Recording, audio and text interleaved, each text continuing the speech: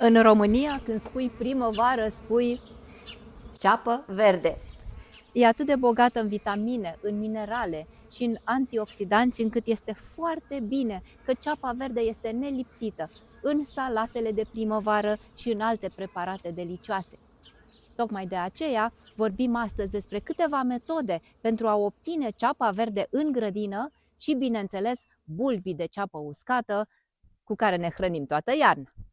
Există mai multe moduri de a cultiva ceapa, dar pentru grădinarii începători care nu prea au experiență și nu numai, pentru toți grădinarii, cred, cel mai simplu mod de a obține ceapa este din arpagic. Arpagicul e ca o ceapă în miniatură. Are un capăt mai tare, din care vor apărea rădăcinile în momentul în care vor fi condiții prielnice, iar în capătul opus, sub formă de moț, e un loc din care vor țâșni frunzele. Pentru o răsărire uniformă, se recomandă încălzirea arpagicului la temperatura de 30 de grade cu o zi înainte de plantare, iar după plantare, cultura se udă. Care sunt condițiile în care plantăm arpagicul? Temperaturi de câteva grade cu plus ziua și noaptea să nu înghețe pământul, deci în jur de 0 grade. Deci putem planta primăvara de vreme, prin martie sau chiar la sfârșit de februarie. Nici să întârziem prea mult nu e bine, pentru că ceapa crește foarte bine în zilele scurte și este o perioadă propice în care își dezvoltă foarte mult frunzișul. Solul trebuie să fie bine mărunțit, facem straturile dacă nu le avem deja permanente și plantăm pe rânduri la 20-25 de centimetri distanță și la 4-5 cm adâncime. Distanța între bulbi 4-5 cm. Dacă avem arpagic mai mic de 1,5 cm, el e bun pentru obținerea de bulbi de ceapă sau ceapă uscată, cum mi se mai spune. Eu cum procedez? Pun arpagicul mai des și în momentul în care ceapa verde e bună de consum, pe una o smulg, pe una o las. Și tot așa. Și am și ceapă verde, dar am și ceapă care în timp se va transforma în bulbi de ceapă. Pentru că în momentul în care crește ziua și cresc și temperaturile, ceapa începe să se dezvolte și crește bulbul. Și va crește încet, încet, până când, la un moment dat, vom observa că tulpina cepei se îndoaie și spunem că ceapa se culcă. 2-3 săptămâni nu mai udăm. Și dacă mai mult de 20% din ceapă e culcată, putem să o recoltăm. Chiar dacă aparent plantele sunt încă verzi, acesta este momentul optim de recoltare.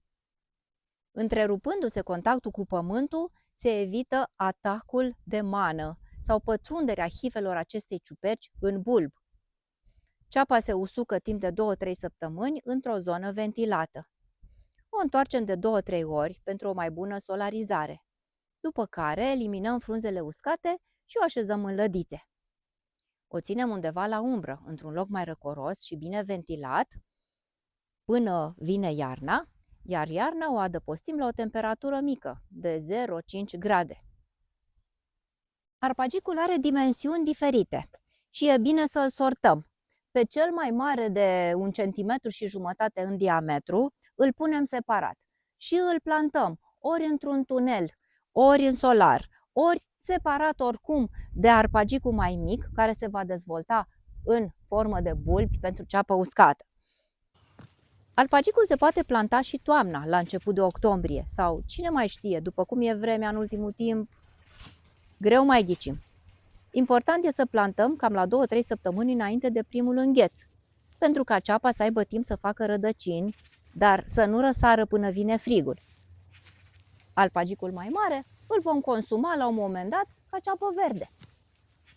Dacă avem un tunel afară bine protejat sau un solar și iarna e mai blândă, așa cum a fost iarna asta, putem avea ceapă verde toată iarna. Dar totul e foarte relativ și dacă vine un ger năprasnic, putem și să pierdem totul. Din arpagicul mai mare, sunt șanse foarte mari ca la un moment dat să apară tulpinile florifere. Și chiar dacă le tăiem, ceapa nu va mai dezvolta un bulb corespunzător. Deci dacă ceapa începe să facă floare, putem să o smulgem din start. sau și mai bine ar fi să o lăsăm să înflorească și să se bucure insectele de calitățile florilor. Sunt foarte melifere florile de ceapă, da. Iar în final putem recolta sămânța. Și astfel ajungem la a doua variantă în care putem să cultivăm ceapa, și anume prin răsad obținut din sămânță. Sămânța de ceapă germinează greu și pentru a grăbi încolțirea se ține în mediu umed câteva zile.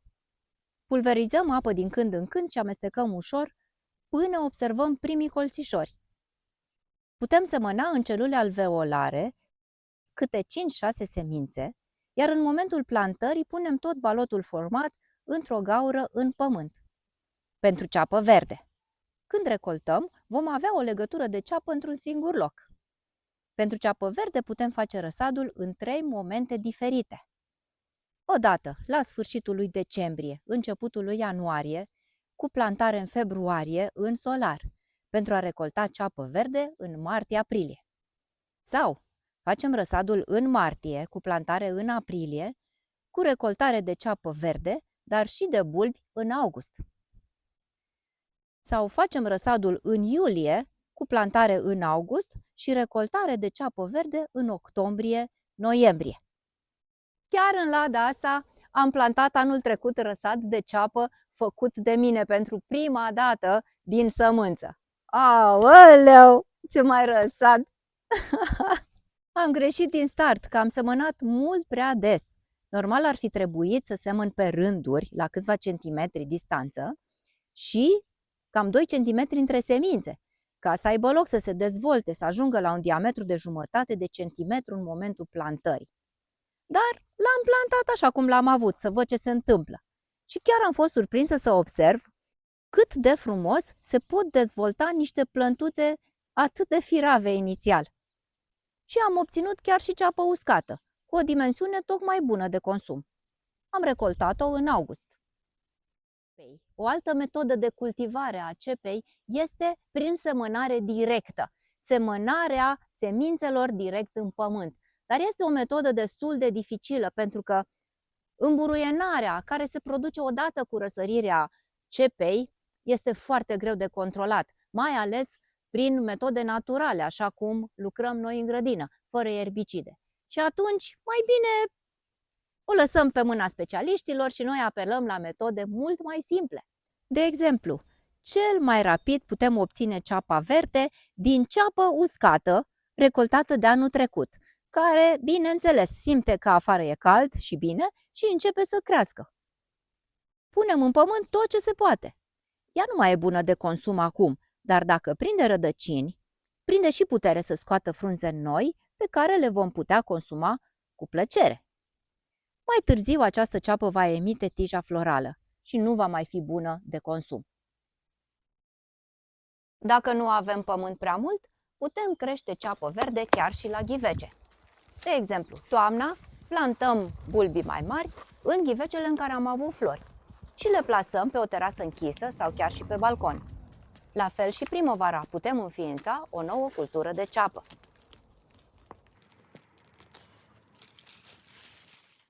O altă ceapă pe care o putem cultiva în grădină și de la care putem recolta frunze primăvara și bulbii mai târziu prin august este ceapa eșalotă sau ceapa hagimă. Am găsit la piață, așa, la pungulițe de 1/2 de kilogram și m-am bucurat foarte tare pentru că nu am avut niciodată această ceapă în grădină. Este foarte apreciată în preparatele culinare și este foarte interesantă, așa lunguiață. Are un mod interesant de a crește. Ceapa hagimă sau eșalotă este o specie perenă și formează bulbi la nivelul solului uniți, câte 3, 5, poate chiar mai mulți. Planta înflorește foarte rar și nu produce semințe, cel mult niște bulbișori mici. Se înmulțește tot prin acești bulbi pe care îi formează. Putem planta toamna sau primăvara cu 15-20 de centimetri între bulbi și 70 de centimetri între rânduri. Bulbii se recoltează în iulie-august după ce frunzele se usucă, dar se pot și lăsa în pământ pentru producția anilor următori. Și acum câteva observații privind întreținerea culturii de ceapă. Ceapa preferă solurile bogate în humus, permeabile, ușoare și cu un pH de 6-7.